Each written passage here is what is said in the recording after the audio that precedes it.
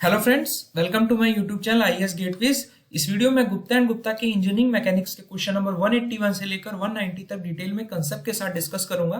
यही सीरीज का part 18 video है। पुराने वीडियोस के लिए आप मेरे यूट्यूब चैनल पर जाकर देख सकते हैं और जिस भी क्वेश्चन में आपको फर्दर डाउट लगता है, कुछ क्लैरिफिकेशन की जरूरत है, तो आप कमेंट सेक्शन में मुझसे डिस्कस कर सकते हैं। So let's start. जो पहला क्वेश्चन है इस वीडियो का, इसमें कह रहा है कि एक बॉडी है जिसका जो मास है वो हमारा 4 kg है और वो 12 मीटर पर सेकेंड से मूव कर रही है और मूव करने के साथ साथ वो एक अनदर बॉडी से कोलाइड करती है, यानी टकराती है, जिसका मास 8 kg है और उसके साथ फिर अडेयर होके चलती है। तो अगर इसको ग्राफिकली हम देखें, suppose this is a body जिसका मास हम m1 मान लेते हैं and this m1 is given as 4 kg। It is moving at a velocity of 12 metre पर सेकेंड और किसी पर्टिकुलर इंस्टेंट में ये एक दूसरी बॉडी से टकराती है जिसका मास जो है वो हमारा 8 kg है। और अगर आप ध्यान से देखें तो इस बॉडी का वेलोसिटी नहीं दिया है।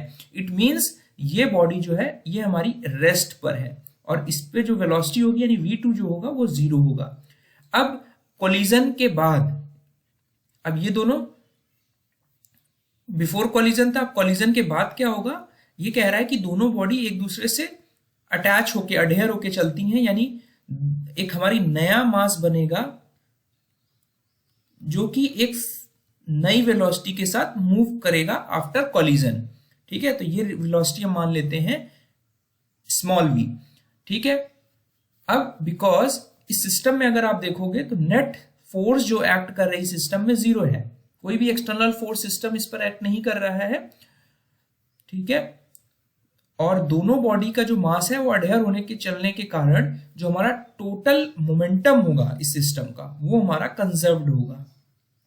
ये मैंने आपको पहले भी वीडियोस में बताया था कि इस तरह के सिस्टम में हमारा जो मोमेंटम होगा वो कंजर्व्ड रहेगा, चाहे वो हमारा इलास्टिक कॉलिजन हो या प्लास्टिक कॉलिजन हो।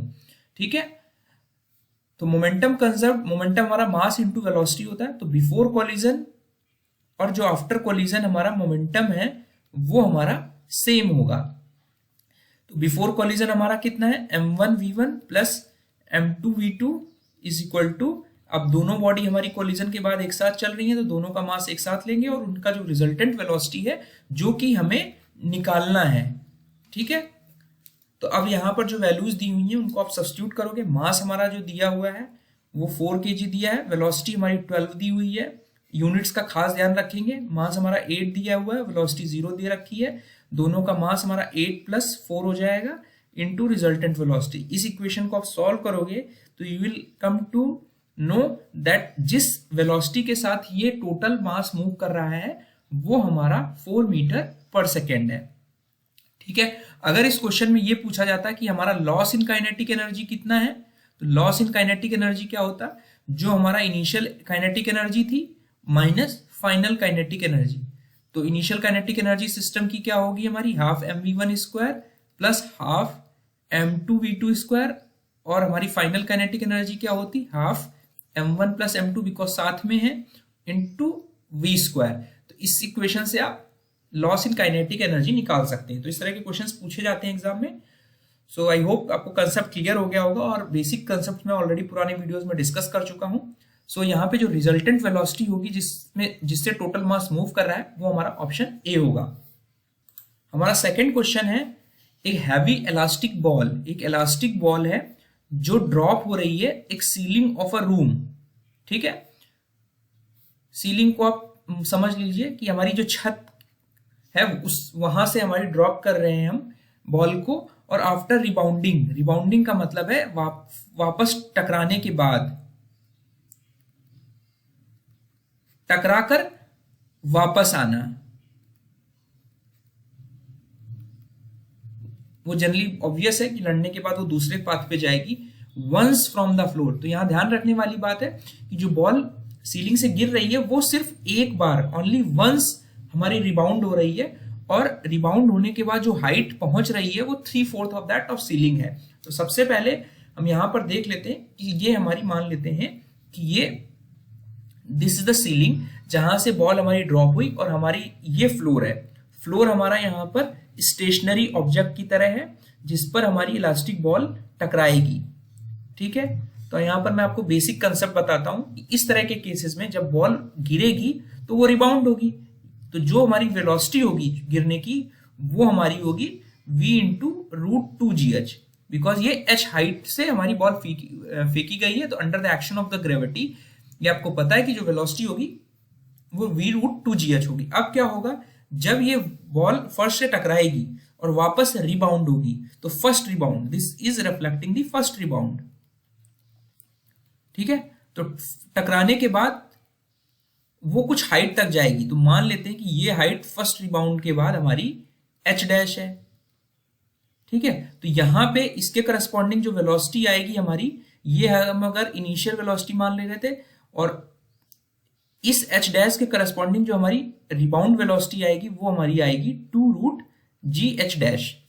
तो हमारा एक टर्म डिफाइन किया जाता है कोफिशिएंट ऑफ रेस्टिट्यूशन, कि वेलोसिटी बिफोर रिबाउंड, यानी इनिशियल वेलोसिटी जो थी और आफ्टर वेलोसिटी, यानी हमारा सबसे पहले देख लेते जो न्यूमरेटर में रहेगा वो आफ्टर रिबाउंड वाली वेलोसिटी रहेगी, और डिवाइडेड बाई जो हमारी इनिशियल वेलोसिटी थी रिबाउंड से पहले। ठीक है, तो अभी हम ये वाला फर्स्ट रिबाउंड का केस देख रहे हैं, तो ये इनिशियल वेलोसिटी है जिससे बॉल सीलिंग से गिरी और रिबाउंड होने के बाद हमारी h डैश हाइट तक गई। तो अगर आप देखेंगे तो इन दोनों का रेशियो हमारा जो आएगा वो आएगा h dash by h is the coefficient of restitution. ठीक है, तो आप ये भी लिख सकते हैं कि जो हमारी v1 वेलोसिटी है वो हमारी e टाइम्स दी √2gh है। आप इस तरह भी इसको समझ सकते हैं। अब क्या होगा, अगर क्वेश्चन में ये दिया होता कि हमारा सेकेंड रिबाउंड हो रहा है, तो हमारी दूसरी हाइट क्या होती, वो h2 होती। तो इसके लिए इनिशियल जो वेलोसिटी होती वो आपकी कितनी होती, v1 होती, और यहां पर जो वेलोसिटी आती वो v2 होती। तो उस केस में हमारी जो v2 होती वो होती e multiplied by the v1, जो इनिशियल वेलोसिटी थी हमारी फर्स्ट रिबाउंड के बाद। तो e स्क्वायर इंटू √2gh हमारी वेलोसिटी होती आफ्टर रिबाउंड। तो इस तरह आप मल्टीपल रिबाउंड से वेलोसिटी निकाल सकते हैं after n number of rebounds. और अगर आपसे हाइट पूछी जाए तो हम हाइट कह सकते हैं कि आफ्टर n रिबाउंड्स, यहां पे क्वेश्चन में वंस दिया हुआ है। ठीक है, n रिबाउंड्स के बाद जो हमारी हाइट होगी कि कितनी हाइट पे तक हमारी बॉल जाएगी n रिबाउंड के बाद, तो वो हम लिख सकते हैं e की पावर 2n इंटू h। ठीक है, ये इक्वेशन आप याद रखो, ये आपको हेल्पफुल हो सकता है एग्जाम में। यहां पर जो e है ये आपको एक्सपोनेंशियल e नहीं समझना है, ये हमारा कोफिशिएंट ऑफ रेस्टिट्यूशन है। ठीक है,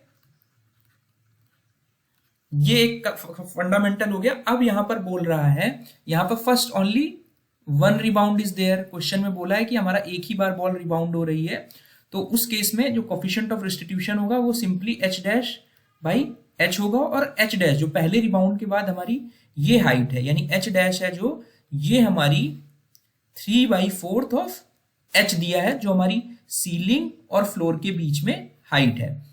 तो यहां पे इस वैल्यू को आप सब्स्टिट्यूट करोगे यहां पर, तो दिस विल गिव यू √3/4, यानी √3/2 हमारा जो होगा वो कोफिशिएंट ऑफ रेस्टिट्यूशन होगा। ठीक है, तो ये इससे क्वेश्चन, ये बहुत ही इंपॉर्टेंट टॉपिक है कोफिशिएंट ऑफ रेस्टिट्यूशन, जो कि state PSC as well as other competitive exams के व्यू पॉइंट से इंपॉर्टेंट है। सो आपको बेसिक अंडरस्टैंडिंग होनी चाहिए इस टॉपिक की। सो यहाँ पर करेक्ट ऑप्शन जो होगा वो ऑप्शन बी होगा। यहां पर एक हमारी सिंपली सपोर्टेड बीम दी हुई है और हमारे दो सेक्शंस काटे हुए हैं, क्रॉस सेक्शंस, वो ए एंड बी, और हमसे बोला जा रहा है कि इनमें से कौन सा फिगर हमारा फ्री बॉडी डायग्राम को रिप्रेजेंट करता है for this portion of loaded beam. इस पोर्शन ऑफ लोडेड बीम का हमें फ्री बॉडी डायग्राम बनाना है। फ्री बॉडी डायग्राम हमारा क्या होगा कि जिस डायग्राम के थ्रू हम रिलेटिव मैग्नीट्यूड्स दिखाएंगे और डायरेक्शन ऑफ ऑल फोर्सेस दिखाएंगे, और वो फोर्सेस कौन सी होंगी, जो एक्सटर्नल फोर्सेस होंगी उस बॉडी पर लग रही होंगी, और जो हमारे फोर्स को रजिस्ट करने के लिए internal forces internal forces develop कर रही हैं इन एक्सटर्नल फोर्सेस को काउंटर, वो भी हम इस फ्री बॉडी डायग्राम में रिफ्लेक्ट करते हैं। तो यहां पर हमारी बीम है, बीम में हमारी लोडिंग दी हुई है, तो एक्सटर्नल फोर्सेस हमारे लोड्स हो जाएंगे, ठीक है। और बीम में हमारा जो इंटरनल फोर्स होंगी वो क्या होंगी, हमारा बेंडिंग मोमेंट होगा किसी भी सेक्शन पे, हमारा शियर फोर्स होगा, और हमारे एक्सटर्नल अगर हम देखें तो इंटरनल फोर्स क्या है, वो एक्सटर्नल फोर्सेस को रिस्पॉन्ड करने के लिए हमारे एक्सटर्नल रिएक्शंस होंगे। तो यहां पर अगर आप ध्यान से देखोगे इस सेक्शन पे, तो इसको हम 3 एलिमेंट्स में बांट लेते हैं। एक एलिमेंट हमारा ये होगा, एक एलिमेंट हमारा ये होगा जिसका हमें बनाना है, और एक हमारा पोर्शन ये होगा। ये हमारा सपोर्ट रिएक्शन जब जनरेट होगी, ये हमारा लोडिंग होगा इस पोर्शन के लिए, इस पोर्शन के लिए हमारी ये लोडिंग होगी, ठीक है। तो इस रिएक्शन की वजह से और लोडिंग की वजह से जो यहां पर बेंडिंग मोमेंट जनरेट होगा, तो this will be acting like this और this will be acting like this. तो यहां पर हमारा बेंडिंग मोमेंट जो आएगा वो इस तरह कुछ आएगा, मान लेते हैं कि m है, ठीक है। और इसको जब हम सेक्शन काट देंगे तो इसके काउंटर में हमारा m आएगा और इसके अपोजिट डायरेक्शन में हमारा m आएगा, और यहां पर हमारी शेयर फोर्सेस होंगी इस लोडिंग को बैलेंस करने के लिए। तो हमारी शेयर फोर्सेस हमेशा इस तरह एक्ट करती हैं अपोजिट डायरेक्शन में। ये आपको पढ़ रखा है, इसमें बहुत डिटेल में मैं नहीं जा रहा हूँ, ये बेसिक्स हैं, आपने सिंपल बेंडिंग में पढ़ा होगा।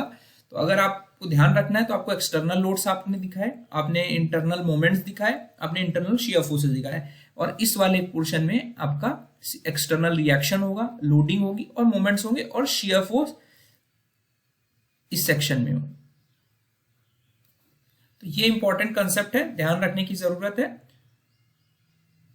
तो यहां पर हमारा नेट जो करेक्ट आंसर होगा वो ऑप्शन बी होगा। यहां पर हमसे पूछा जा रहा है कि हमारा सेंटर ऑफ ग्रेविटी क्या होगा थिन यूनिफॉर्म लैमिना के लिए। थिन यूनिफॉर्म का सिग्निफिकेंस ये है कि हमारी जो बॉडी की जो भी आपको ये दिया हुआ है 2 डायमेंशनल प्लेन, उसकी जो थिकनेस है 3 डायमेंशन में वो हमारी यूनिफॉर्म है, मान लेते हैं कि टी है थ्रू आउट द एलिमेंट। और हमसे पूछा जा रहा है कि हमारा सेंट्रॉइड क्या, सेंटर ऑफ ग्रेविटी क्या होगा, सीजी क्या होगा,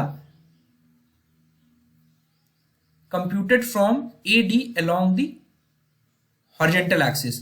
तो यहां पर अगर हम देखें तो हम एक्सिस बना लेते हैं, बिकॉज हमें यहां पर ए डी के रेस्पेक्ट में देखना है। तो we will take this as 0 0, और हमें यहां पे इसका सेंट्रॉइड निकालना है, सेंटर ऑफ ग्रेविटी निकालना है। तो थोड़ा सा बेसिक कंसेप्ट देख लेते हैं कि जहां पर कोई भी बॉडी है, जिस पॉइंट पे उसका पूरा वेट एक्ट कर रहा है, वो हमारा कहलाता है सेंटर ऑफ ग्रेविटी, ठीक है। इसके बेसिक कंसेप्ट मैंने पहले भी आपको डिस्कस कर रखा है, जिसमें हमारा ये टोटल वेट इस जी सेंटर ऑफ ग्रेविटी या सेंट्रॉइड पर एक्ट कर रहा है, ठीक है। तो आपको पता है वेट जो होगा वो हमारा मास इंटू जी होगा, और मास को आप लिख सकते हो डेंसिटी इंटू वॉल्यूम, ठीक है। और हमारी वॉल्यूम क्या होगी, एरिया ऑफ क्रॉस सेक्शन जो भी हमारा एलिमेंट का है इंटू यूनिफॉर्म थिकनेस। बट यहां पर आप देखोगे कि रो जी टी हमारा कांस्टेंट है, बिकॉज यूनिफॉर्म लैमिना है, सिर्फ हमारा डिफरेंट एलिमेंट्स से बना हुआ है ये लैमिना। तो सिर्फ आप ए पैरामीटर को लेकर आप सेंटर ऑफ ग्रेविटी कैलकुलेट कर सकते हैं, बिकॉज यहाँ पे 2 एलिमेंट से हमारा पूरा बॉडी बनाई हुई है, 2 अलग अलग शेप्स हैं। तो हमारा जो सेंटर ऑफ ग्रेविटी है वो 2 चीजों पे डिपेंड करता है, एक तो हमारा जो बॉडी का शेप है और ओरिएंटेशन है, ठीक है। और हम किस एक्सिस से देख रहे हैं, किस एक्सिस के रेफरेंस में हम बात कर रहे हैं कि हमारा सेंटर ऑफ ग्रेविटी कहां होगा।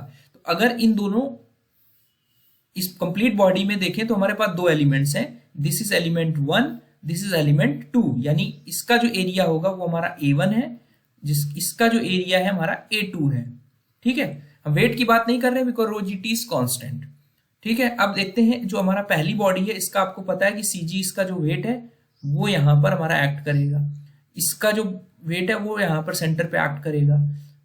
ठीक है, तो इसकी जो दूरी होगी वो हमारी कितनी होगी, दिस विल बी 1 सेंटीमीटर, और इसकी जो दूरी होगी वो यहां से सेंटर पे होगी, यानी ये हमारा 4 सेंटीमीटर होगा। तो ये टोटल यहां से इसका जो CG होगा as from this axis that will be 5 centimetre.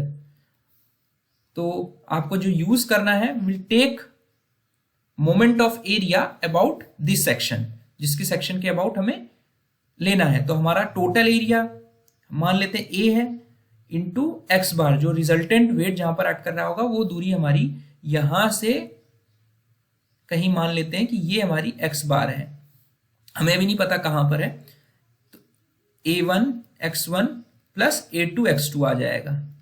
ठीक है, तो आपका जो एक्स बार होगा that will be given by A1 x1 कितना होगा 16, 8 इंटू 2 आ जाएगा एरिया हमारा इस वाले एरिया का, इंटू x1 बार हमारा 1 सेंटीमीटर होगा, A2 हमारा होगा 8 इंटू 1.5 इंटू 5 सेंटीमीटर। ठीक है, सॉरी 5 नहीं आएगा, ये 4 प्लस 2 आएगा ना, दिस इज 6 सेंटीमीटर, तो ये हमारा 6 आ जाएगा divided by 8 into 2 plus 8 into 1.5। तो इसको आप सॉल्व करोगे तो you will gate 3.14 centimetre from this AD line.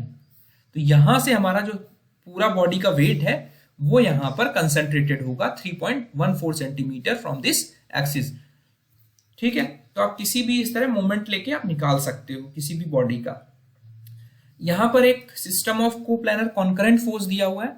Concurrent force system का मतलब है तीनों फोर्सेस का जो लाइन ऑफ एक्शन वो एक पॉइंट पर इंटरसेक्ट कर रहा है, और बोला जा रहा है हमसे कि इस फिगर में सिर्फ और सिर्फ हमारा R अननोन है, sorry R is known force, हमें R पता है पहले से ही, इसका मैग्नीट्यूड और डायरेक्शन पता है, मींस मैग्नीट्यूड स्पेशली बात करें, और F1 का मैग्नीट्यूड और डायरेक्शन हमें नहीं पता है, और बिकॉज F2 के बारे में भी कोई बात नहीं कर रहे हैं हम, तो ए भी हम अननोन ही मानेंगे। ठीक है, केवल हमारा नोन फोर्स जो है वो R है, और हमसे बोला जा रहा है कि F1 निकालने के लिए, ठीक है, F1 अगर हमें निकालना है तो इस फोर्स सिस्टम में हमें किस डायरेक्शन में फोर्स का रिजोल्यूशन करना पड़ेगा। ठीक है, तो थोड़ा सा देख लेते हैं इसको, मैं आपको एक्सप्लेन कर देता हूं कि इसको आपको कैसे सॉल्व करना है। सबसे पहले आपको क्या करना है, इनको आप ड्रॉ कर लिए, दिस इज R और ये आपका फोर्स है F1 और ये फोर्स है आपका F2। अब आपको F1 निकालना है अगर, तो आप इसके लाइन ऑफ एक्शन को एक्सटेंड कर दीजिए। ठीक है, और इसके perpendicular to the point of concurrence से लाइन एक्सटेंड कर दीजिए। अब करके देखते हैं कि ये हमारा 90 डिग्री है perpendicular to direction of F। ये मान लेते हैं कि ये हमारा थीटा एंगल है और ये हमारा बीटा एंगल है। ठीक है, अब हम क्या करते हैं कि इस एक्सिस को हम x एक्सिस मान लेते हैं, इस एक्सिस को y एक्सिस मान लेते हैं। अब अगर आपको इक्विलिब्रियम में बॉडी फोर्स सिस्टम को रखना है तो आपको सिग्मा fx इक्वल टू 0 करना होगा। तो अगर सिग्मा fx आप 0 करोगे तो सबसे पहले F1 हमारा F1, अब डायरेक्शन आपको नहीं पता तो we will assume it is acting away, and F1 plus F2 cos theta, resolve करेंगे x डायरेक्शन में F2 को, और R को भी रिजॉल्व करेंगे, plus R sine beta equal to 0। ठीक है, तो आप देखोगे कि R वाला जो मैग्नीट्यूड ये आपको नोन है, ये जो थीटा और बीटा ये आपको नोन होंगे, डायरेक्शन ऑफ फोर्सेस हमें पता है, तो ये हमारा नोन है। ठीक है, अब यहां पर इस इक्वेशन में हमारे पास दो अननोन्स हैं, एक अननोन 1 है F2 और एक हमारा अननोन 2 है। तो इस इक्वेशन से आप F1 नहीं निकाल सकते हो इंडिपेंडेंटली। तो अब आप क्या करोगे, एक बार सिग्मा Fy करके देखते हैं। सिग्मा Fy यानी इस लाइन ऑफ एक्शन जो फोर्स हमें निकालनी है उसके परपेंडिकुलर डायरेक्शन में हमने फोर्स को रिजॉल्व किया, तो F1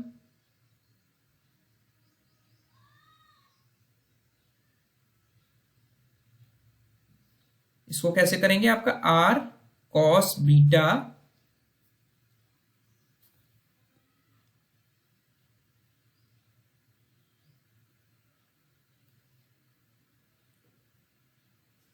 plus F2 sine theta equal to 0। तो यहां से आप देख रहे हो कि यहां पर हमारा F2 निकल के आ रहा है। अगर हम F1 के लाइन ऑफ एक्शन के परपेंडिकुलर फोर्स निकाल रहे हैं, तो यहां पे जो ये वाली लाइन लिखी हुई है कि तो ये दोनों हमारे इरेलेवेंट हो जाएंगे तीनों। और यहां पर अगर देखेंगे आप, normal to line of action of force F2 लिखा हुआ है। ठीक है, तो ध्यान रखने वाली बात यह है कि हमारा F2 तब निकल के आ रहा है जब हम F1 अननोन के परपेंडिकुलर रिजोल्यूशन कर रहे हैं, और जब हमें F1 निकालना होगा तो हमें F2 फोर्स के परपेंडिकुलर डायरेक्शन पर रिजोल्व करनी होंगी फोर्सेस। तो ये एक्सिस हमको बनाना पड़ेगा, दिस विल बी 90 डिग्री, और फिर रिजोल्व करेंगे तो आपका परपेंडिकुलर डायरेक्शन में यानी normal to line of action of F2 के अलोंग हमारा फोर्स F1 निकल आएगा। यहां पे मैंने F2 के करस्पॉन्डिंग आपको एक्सप्लेन कर दिया कि अगर हमें F2 निकालना होता तो हम F1 के परपेंडिकुलर लाइन ऑफ एक्शन के परपेंडिकुलर डायरेक्शन में फोर्स का रिजोल्यूशन करके डायरेक्टली निकाल सकते थे। तो इसी तरह F1 निकालना है तो हमें F2 के परपेंडिकुलर डायरेक्शन में जब आप रिजोल्व करोगे तो सिंगल अननोन रहेगा हमारा F1, तो यू विल गेट आंसर। तो यहाँ पर करेक्ट ऑप्शन जो होगा ऑप्शन डी होगा। यहाँ पर देखते हैं कि हमारा मेटेलिक ब्लॉक है जिसका जो वेट है वो 20 किलो जूल फोर्स है। ठीक है, और एक ये हॉरिजॉन्टल सरफेस पर रखा हुआ है, इसका जो वेट है ये हमारा 20 किलो जूल फोर्स है। ठीक है, तो ये हमारा इसके सीजी पर एक्ट कर रहा होगा, और जिसका कोफिशिएंट ऑफ फ्रिक्शन, दोनों के कॉन्टैक्ट सरफेस पे जो कोफिशिएंट ऑफ फ्रिक्शन है यानी म्यू, वो हमारा 0.22 है। और हमसे पूछा जा रहा है कि हम कितनी हॉरिजॉन्टल फोर्स लगा दें यहाँ पर जिससे ये बॉडी मूव हो जाए। तो यहाँ पर फ्रिक्शन एग्जिस्ट कर रहा है, तो यहाँ पे जैसे ही आप स्लाइड करोगे इसके डायरेक्शन ऑफ मोशन के अपोजिट एक हमारी फोर्स, फ्रिक्शनल फोर्स जनरेट होगी, इसको मान लेते हैं F। तो हमारे मोशन होने के लिए हमारी जो P फोर्स है that should be greater than F। तो F आपको पता है, लिमिटिंग वैल्यू होगी फ्रिक्शन की, that will B mu into W। तो P should be greater than mu W, तो P should be greater than 0.22। W हमारा 20 किलो जूल फोर्स है, तो हमारा P की जो वैल्यू होनी चाहिए ये हमारी 4.4 किलो जूल फोर्स होनी चाहिए। तो उसके बाद ये हमारा इस फ्रिक्शनल फोर्स को ओवरकम कर जाएगा और हमारी बॉडी मूव कर जाएगी। तो मिनिमम जो हॉरिजॉन्टल फोर्स चाहिए that is option C, 4.4 kilo joule force. यहां पर हमसे पूछा जा रहा है, बीम दी हुई है, बेसिकली ये सिंपली सपोर्टेड बीम है। ठीक है, तो सिंपली सपोर्टेड बीम में हमारा जो मोमेंट होगा यानी summation of all moments at point A and summation of all points at B will be 0। एक कंडीशन हमारे पास ये रहेगी, और दूसरी हमारी कंडीशन रहेगी समीशन ऑफ वर्टिकल फोर्सेस जो होंगे इक्विलिब्रियम के लिए हमारा 0 होंगे। तो इन्हीं दोनों इक्वेशन का आप यूज करेंगे। तो सबसे पहले आप देखते हैं sigma M B equal to 0 अगर आप करेंगे तो यू विल गेट, पहला केस ले लेते हैं sigma M B equal to 0। तो आर ए ये मान लेते हैं कि this is V A, this is V B, basically ये हमारा आर ए है, ये हमारा आर बी है। बिकॉज जो भी हम ये एज्यूम कर रहे हैं कि हमारा जो कॉन्टैक्ट सरफेस उसके परपेंडिकुलर डायरेक्शन में हमारे वर्टिकल रिएक्शंस जनरेट हो रहे हैं। तो R A into 8 is equal to बाकी सब फोर्सेस का डायरेक्शन का जो मोमेंट होगा इसके अपोजिट होगा। तो 4 into 3, 2 into 2 into 3 plus 3 into 2, इसको आप सॉल्व करोगे तो यू विल गेट 6 टन्स। ठीक है, ये इक्वेशन 1 हो गई। दूसरा हमने क्या किया, summation of sigma F Y equal to 0 किया। तो R A B plus R A is equal to 5 plus 3 plus 2 into 2 यानी टोटल इज 12 टन्स। तो आपका आर ए कितना हो गया,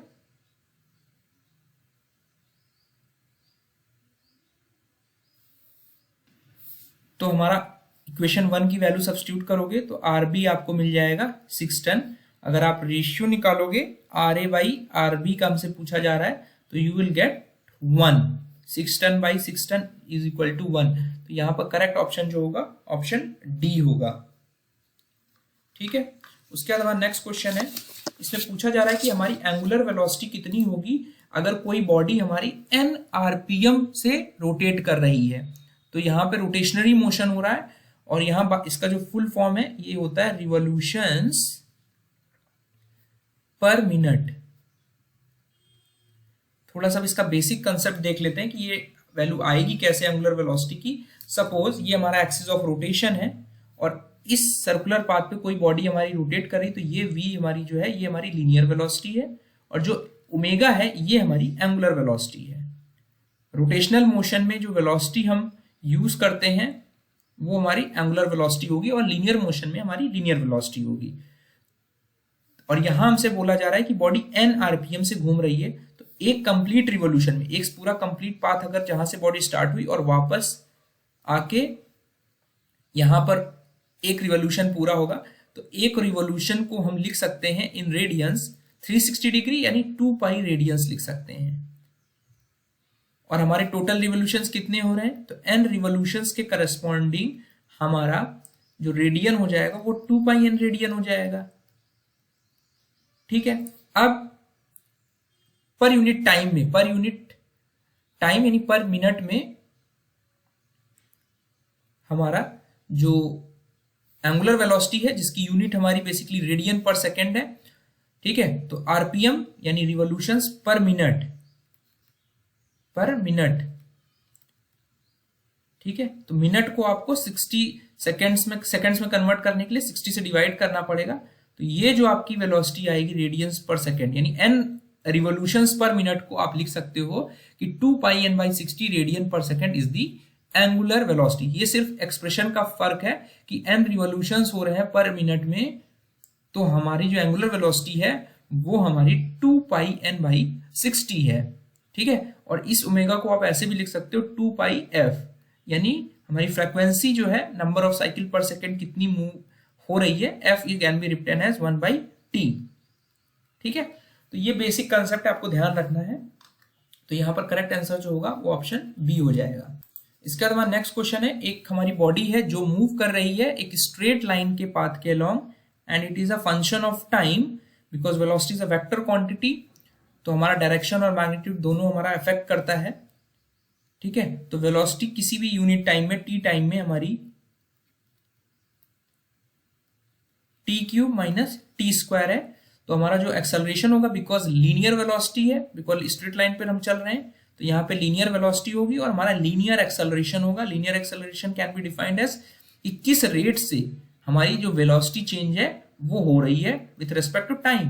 तो dv बाई dt इसका डिफरेंशिएशन करेंगे आप, तो 3t स्क्वायर माइनस 2t, और हमसे पूछा जा रहा है कि 3 सेकंड के बाद हमारा एक्सेलरेशन कितना होगा, तो यानी acceleration at t is equal to 3 seconds, 3 into 3 square minus 2 into 3, यानी 21 मीटर पर second square will be the correct answer. तो यहाँ पर हमारा मोस्ट अप्रोप्रिएट और करेक्ट आंसर जो होगा 21 पर सेकेंड स्क्वायर होगा। उसके बाद आते हैं, हमारा नेक्स्ट क्वेश्चन है, एक पेंडुलम है जिसकी लेंथ जो है वो L है और दूसरी पेंडुलम B है जिसकी लेंथ 4L है, और हमसे पूछा जा रहा है कि हमारे पीरियोडिक टाइम में रेशियो कितना होगा। तो पीरियोडिक टाइम ऑफ पेंडुलम के ऊपर मैं पहले भी एक्सप्लेन कर चुका हूं आपको पुराने वीडियोस में, तो जस्ट यहाँ पर देख लेते हैं कि हमारा जो टाइम पीरियड होता है पेंडुलम का वो 2 pi root L by G होता है, जिसमें L is the length of pendulum. और ये इंपॉर्टेंट चीज है कि ये फॉर्मूला तब वैलिड होगा कि जब हमारा जो एम्पलीट्यूड है, जो थीटा है, वो बहुत ही स्मॉल है, क्योंकि मैंने पहले भी आपको एक्सप्लेन किया था। तो अगर हम टाइम पीरियड ए पेंडुलम का देखें तो this can be written as 2 pi L by G, और टाइम पीरियड हमारा बी पेंडुलम के लिए हो जाएगा 2 pi root 4L upon G। इन दोनों का अगर आप रेशियो निकालोगे TA बाई TB का, तो 1 बाई रूट 4 आ जाएगा। We will get 1 by 2 as the ratio of the time period for the pendulum. तो यहाँ पे most appropriate and correct answer जो होगा 1:2 होगा। आई होप मेरा वीडियो आपको पसंद आया होगा। इस तरह के वीडियोस में फर्दर बनाता रहूंगा। Thank you.